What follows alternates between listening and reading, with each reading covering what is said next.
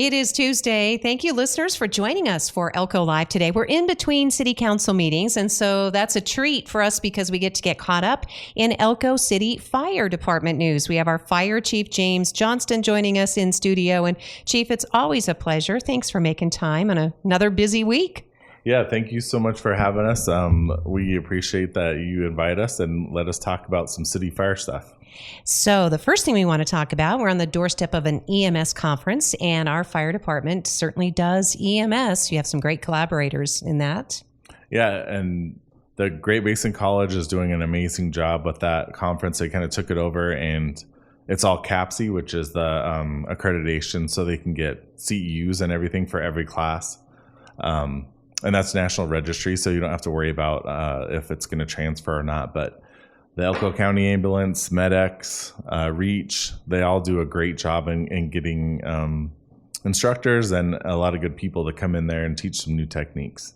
Well, Chief, I think you grew up here, right? In Elko or Elko County? Yeah, I grew up in Elko. Yeah. So the reason I say that is because as long as I've been here too, this has changed so much. Remember how it used to be? I mean, it was before I moved here, but not long before that I understood that the funeral home would go out and act as the ambulance. I mean, we've come a long way. Yeah, we have. And I believe at Station 2 also, they used to have the ambulance in the back of Station 2, and then the firefighters would warm it up when they got the call. And that was the extent of what firefighters did for EMS in the community. And now we have a pretty good collaboration when it comes to transportation of patients too. So I think we work together for a common goal, and that's the biggest thing is collaborating instead of competing, which has kind of been our big push these last 5 years. Yeah, it is really made for a noticeable change, amazing service, very seamless, and this one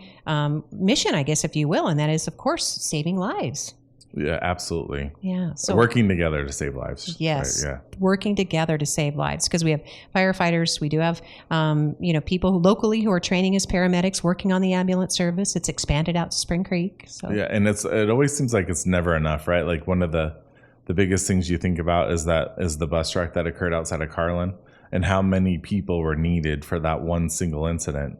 And it never seems to be enough. We always have to try to expand our horizon and make sure we have enough responders for the amount of risk we have in our area. We're so lucky to have air ambulance too. I mean, as you just mentioned them, they're part of this EMS conference. Yeah, absolutely. MedX and REACH, those guys, they're great collaborators as well. MedX is putting on their mental health conference tomorrow night, which has just been awesome to see them bring in and kind of work together with the hospital and a lot of different agencies that provide mental health, and it's a huge amount of our calls. And so we're not really well trained in that area. We don't have a lot of certification or knowledge, but we definitely go on a lot of calls.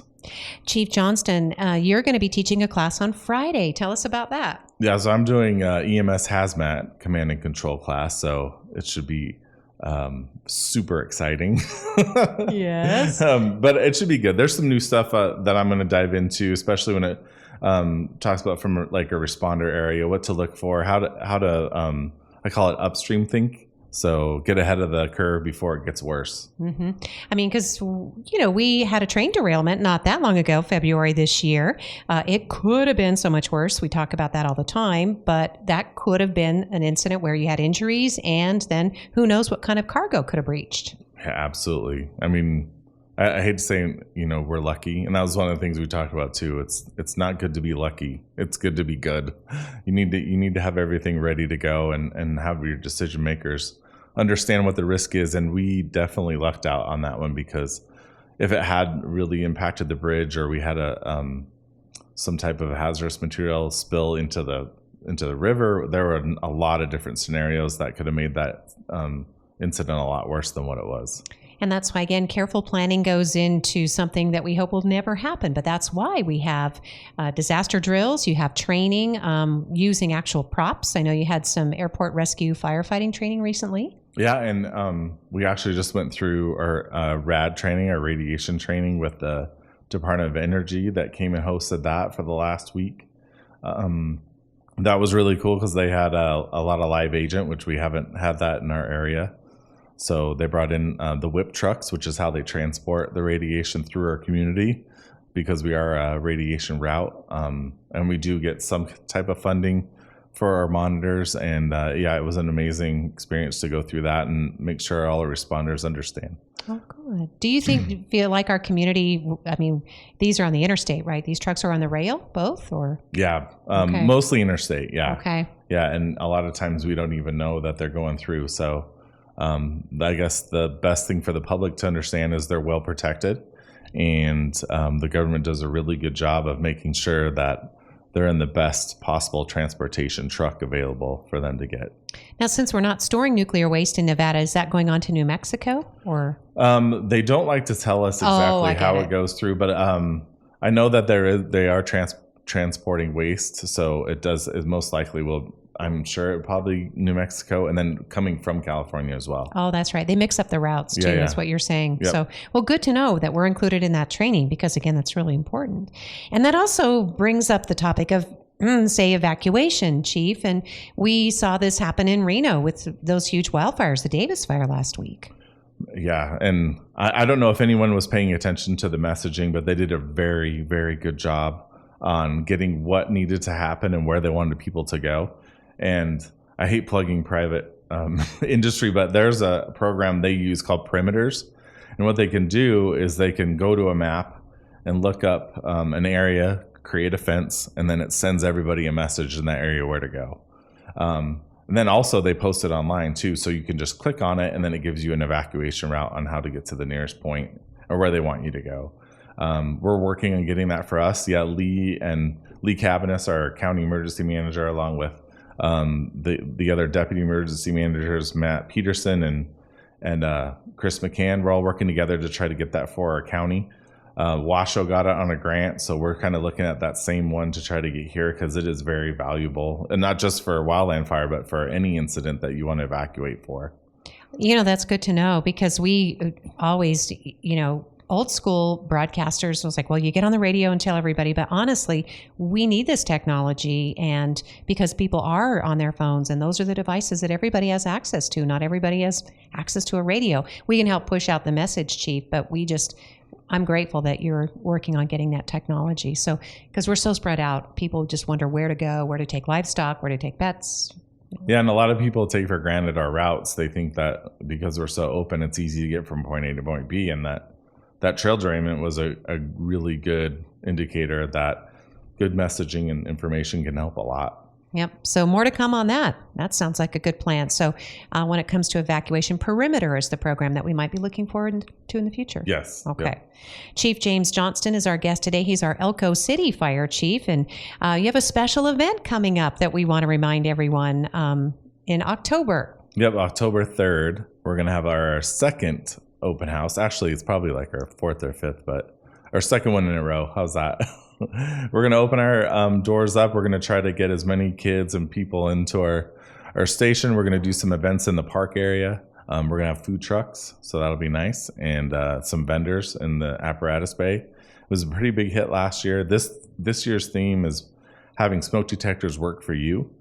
So we're going to look for some partners to try to get a lot of smoke detectors. Home Depot was amazing. We handed out some extinguishers to the community, which was really cool. We did over a pallet out to the community, and we ran out like within an hour. Just posted on Facebook, see how many hits we could get, and they were gone. The community responded. It was really cool to actually meet them too. It was cool that some people never even been to the firehouse, so it was a good experience. Neat. So that October 3rd open house is for families, family friendly, anybody, free. They're going to have refreshments, things like that? Yeah.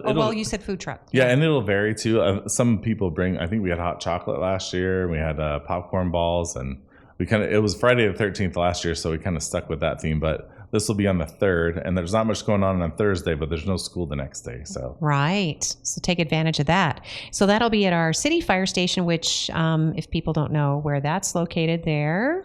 911 West Idaho Street. All right. And that is, of course, the edge of the Elko Regional Airport, which brings us to another good topic, and that is plans. Just like every good fire station around the country are always making plans. So maybe plans for a new fire station. I think that's been before the council, or at least the idea of it, right? Yeah, absolutely. And we got the design approved to go out to an engineer to start with that, which is pretty exciting.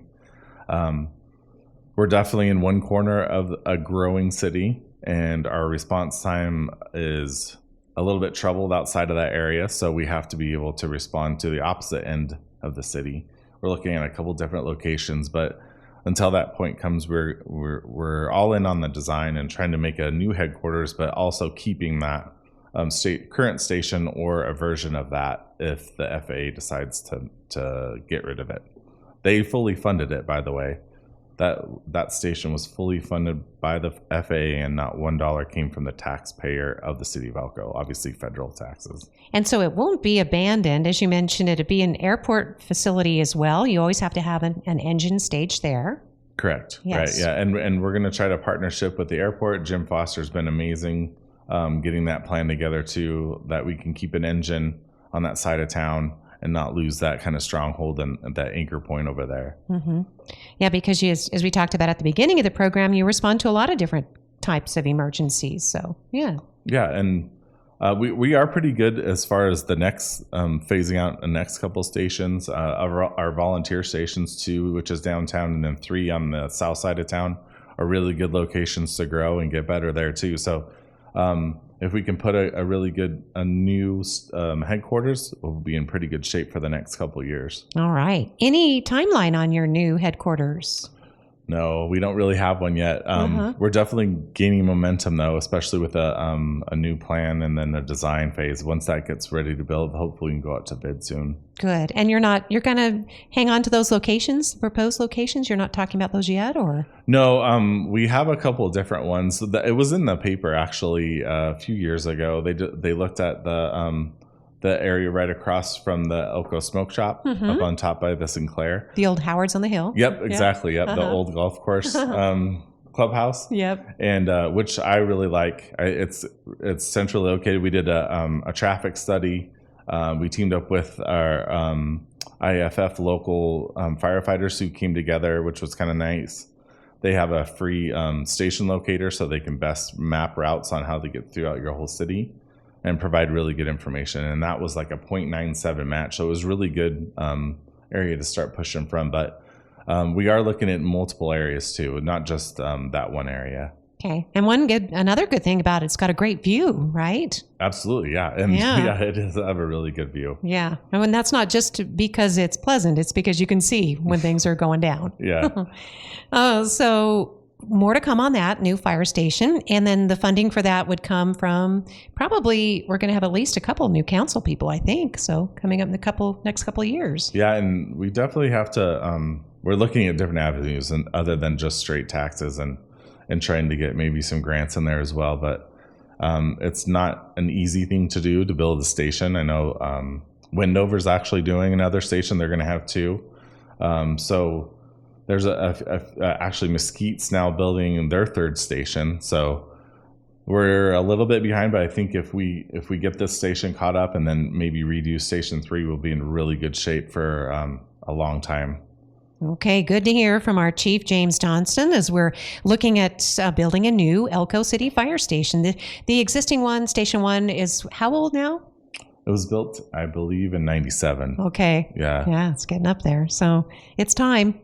And then let's talk about communications, our new E911 system. Still a lot of work to do to patch together all the emergency communications, right, Chief? Yeah, and I will say E911 is, we went out to bid for a couple of different RFPs to get a new system that we're all on the same one, which would be heaven sent. I will say we have a ton of different frequencies and radio towers and so many different infrastructure. And then the dispatch center has to try to make that work and bring them all together. And so we really need a unified system. We talked a little about how Reno does it, and we'd really like to see something where everybody gets broadcasted to one incident and then we go to one channel. So communications, instead of being each of our own, would kind of make it a lot better, especially when we're talking about cross communications. And it is different than it was even just a few years ago, because now we have dedicated funding, correct? Yep. Yeah. And that's been big. And the county commissioners have kind of let that ride. They want justification, which is great, because those users are everybody that has a cell phone in our area. And I think that they expect it to be spent correctly, and the county commissioners are definitely policing that. I will tell you, everything has to be justified, especially if it's outside the perimeters of what E911 wants to do. So Lee's been amazing with the liaison between the two agencies, and it's been nice to see the transparency. Yeah, we have an actual advisory committee for E911, and that's been in place for, I guess, almost, I don't know if it's quite a decade, but a few years now.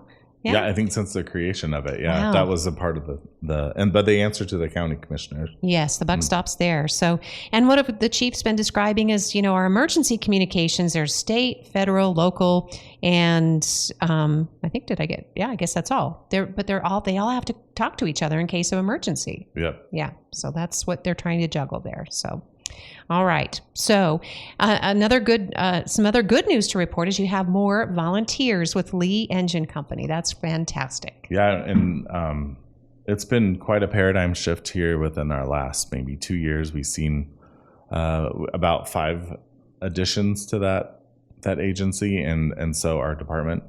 And we just recently had ARF training, which is aircraft fire and rescue, and they participated. We had 2 new rookies that went through ARF, and that's kind of unprecedented, which I'm pretty proud of, to see the 2 departments working really well together. So cool. Yeah, and they're gung-ho, and it's nice to see young firefighters wanting to do better in our community. And you can be employed, have a different career, you can be a volunteer, you receive the training that you need as well as the equipment, Chief, and it can be a really good stepping stone for a lot of people for a lot of different reasons. Absolutely, and we definitely like to find people that want to be firefighters with us too, right? Yeah. What a great feeder program to the City of Elko Fire Department is to use our volunteers. We're getting some really good people that come forward, and it's just been awesome. And then we also have the people that have been there for a long time that we depend on. So it's nice to see them kind of take them under their wing and train them and get them up to speed. Yeah, that's always been a great tradition. Is Jamie Winrod still heading that up? Is she the one to contact? No, she's the fire marshal right that's now. right. Yeah, that's right. Whenever we do it now, we go through HR. So everything is posted perfect. online, and then the job opens and closes just like a regular job. Oh, good. Okay. So look at the city website, elkocity.com, whether you're interested in one of the full-time firefighter positions or becoming a volunteer. Super cool. And then you did say that you had some rookies from your department that they went off for training for. Yeah, they went to Gulf Shores, Alabama for our ARF training. There's not very many facilities that you can send people to get them completely ARF certified, and we have to have that. Salt Lake used to do it, and then they shut down theirs. We used to always go to Salt Lake. However, Utah Valley has picked up their old prop, and they're going to make a brand new one, which we're hoping to partnership with them and start sending our people there, which will be a lot cheaper for the taxpayer, and then get our people up to speed with a closer facility for sure.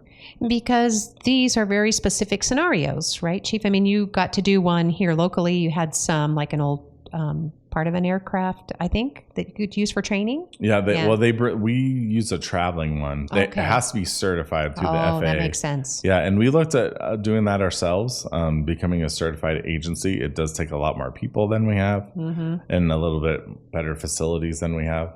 But it would be a huge asset for the airport to have that too. I mean, there's not very many in the West Coast at all.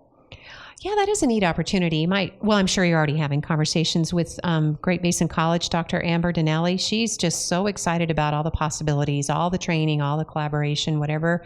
And they're great at grant writing too. So if it's not something that's currently offered, it might be something that could be in the works. Sure. So, I mean, how wonderful though for the community to have that, because we are training, as we talked about. You can get training to become a paramedic. I think we've had fire classes at the college before. There are lots of different ways to earn credentials, like you have. You have an advanced degree, don't you, Chief? Well, almost my terminal degree, where I'm in dissertation. You are. Well, that's fantastic. I don't know. Congratulations. Well, because you're still like, anytime I talk to someone who's all but dissertained, they're just like, I still have to finish that. But you'll get there. Yeah, we'll see. Get there. Amber's been a really good help with that too. She's been through it, so she knows a lot about how to finish it. So it's just the last 3 chapters. We need a club for you guys. We really need a support group for all but dissertained. Yes, you'll get there, Chief. But the significance of this conversation is just that there are opportunities to get higher education and to become very successful. But it's not about you personally. It's about what you bring to the department. Look how much we've grown, Chief, because of your credentials and what you have worked to achieve. Yeah, I definitely can't say it's one person. That's for sure. It takes a team, and been pretty fortunate, especially the city of Elko's. The way they pay for your college is amazing. It's a huge benefit that I think our firefighters take advantage of. Joel just got his bachelor's degree. Ray Mowry got his bachelor's degree. Fantastic. Jared Rader's about ready to get his. So we definitely have a lot of people that use it, and it benefits the community. So we're very fortunate to have it. And that's nice. And when you're at the fire station, obviously, you can use some of that time to study when you're not planning for the next trip out, right? Yeah, I wish I had that much time to study. He just checked his watch, by the way. I want you to know that I know he's got other meetings to go to. Again, the EMS Conference is September 20th and 21st. As you said, the college is handling a lot of that. We did want to spend just a little bit of time, too, Chief, reminding people that fire season continues. Even though we've had some drizzly days, some much-needed moisture, there's still quite a bit of fire danger from wildland fire or other types of fires. Absolutely. And I will say that, again, the whole lucky over good thing. The other night when we had those high winds, we did have a fire. We had a couple, and coordinating with the county, we had 3 engines on reserve, and then the 2 that I have, and then our volunteer response, we had 6 engines on a fire immediately that knocked out a pretty good area in Bullion, and it was from a firework. So I will say, did you catch him? No. Okay. They didn't, but they have a pretty good idea. So it's under investigation. Right. Exactly. Yes. And that, to me, that is just unacceptable, That's especially with our unconscionable. risk that we have and the amount of wind that occurred. We definitely were lucky. It was like it was deliberate. And it was right through a neighborhood, kind of an urban interface area that could definitely cause a lot of damage, and it stuck to the road. I think because of the quick response and the amount of people we put on the fire quickly. So hats off to all the people that coordinated with that. A-Shift did an amazing job pulling hose and getting everything out quickly, which we're all very fortunate for. We do spend a lot of time talking with Clint Mothershed, a counterpart with the BLM, a fire mitigation specialist and investigator. And, we talk all the time about everything that you need to do to create defensible space. And a lot of it is about the urban interface or rural properties, Chief. But we also have these issues within the city. Absolutely. Right. And cleaning up your own property, making sure that it's fire safe, even within the city, is probably even more so because of how tightly packed the homes are. A fire in one home can lead to a fire in the next home, especially if the yard isn't kept or if the weeds are too high. Those are easily bridge fuels that'll take one fire from one house to the next. So, and we talked about that a little bit about our code enforcement and Kirsten and Ralph, how they're doing a great job with that. That's where the reports go. Anyone that comes into us, that's kind of where we direct them. And they're on the website too. You can email them or you can call them. It's really easy to fill out forms online, by the way, and you can just, fill in the blanks and click and send. And, it could be any concern. Say, a lot of the Tree Street homes, sad to say, some have fallen into disrepair, Chief, and maybe their owners aren't physically capable of maintaining them, but whatever the reason, there might, be a threat in the neighborhood because there's just a dried out grass growing or weeds are really tall, and that could threaten the neighborhood houses too. Right. Yeah, just like we talked about that bridge. Yeah. So it usually happens from the bottom, like from grass or brush that takes it from one yard to the next. But that it seems to be that you're not as safe as you think you are simply because you live within city limits. Yeah, and you've got a fire hydrant around. So it's important to know. Sometimes people think, oh, well, surely the fire department sees that because they drive past the same house that I do. But the city actually needs to get complaints from neighbors about these things. It's not up to our city officials. They're not going around looking for problems. Right. And the nuisance, as we become very painfully aware of how that's affected our community, the nuisance laws are very strict. If someone owns the property, it's really hard to get them to do the things you need them to do. especially because our city ordinances don't really address how to handle or get rid of brush or even a condemned building, right? Like we've seen on Idaho Street, and then now the trailer park. But we're getting better. We're getting better, right? They're changing the way the ordinances are going to meet so we can better handle those situations. But right now we're kind of in a stalemate when it comes to a private ownership and the land that they have. Mm-hmm. But the important point is that if you are in the vicinity of, or you have a concern about what's known as a nuisance property, maybe it's boarded up, maybe it's dilapidated, maybe you see, stray cats going in and out, or, worse. I mean, if it's overrun by rodents or something, I mean, that happens. Or you see these weeds and things we talked about, any kind of a nuisance or smell, bad odor coming from a place, then you want to contact the code enforcement officer, Chief? Yep. Okay. And right now, I believe it's 777-0517. And Kirsten, who just got promoted to our environmental compliance officer, she's kind of been handling both until we can get that position filled. But yeah, it seems like just like what you described was exactly what was happening on South Fifth Street with that trailer park. And we're getting headway, right? They're taking out some burned trailers, and then they're landscaping a little bit better, buttoning up some electrical boxes, which were definitely hazards to our community. But it takes action, right? It takes the ball to get moving for that to happen, right. And the council has to vote on it. Yes. So it's not, I mean, this community, the state, this country is pretty big on property rights. So what you choose to do with your property, but then when it crosses a line and becomes a hazard, or, a health hazard, a nuisance, a fire, biohazard, I think we've heard that described. But that's when the city needs to hear the complaints, because our city officials, nobody in the city is driving around looking for problems. The problems arise from the people who live in the city. Right? Correct. Okay. Yeah. That's pretty fair to say, because again, we're not trying to infringe on the way people choose to keep their property for whatever reason. We're not telling people what color to paint their houses or any of that. So, yeah. Absolutely. So in the closing couple minutes we have, Chief, anything else that you want to, any kind of instances or fire hazards that maybe you've seen lately, or anything to remind people of? Well, now that we're maybe shifting from a colder or warmer season to a colder season, I hope, is that make sure your smoke detectors work. And space heaters should not be plugged into any power strips. Just remember that. If there's one thing I want everyone to remember, is put space heaters directly into a wall plug. And the reason for that is? They'll overpower the power strip. Yeah, they're not meant to do that. And they draw too much, and then the power strip can spark and cause a fire on its own. Okay. So directly into the wall. And we'll be pushing that. We even see it within city offices. We go around and make sure that everybody's complying with that, because a lot of older buildings don't have a lot of great heat.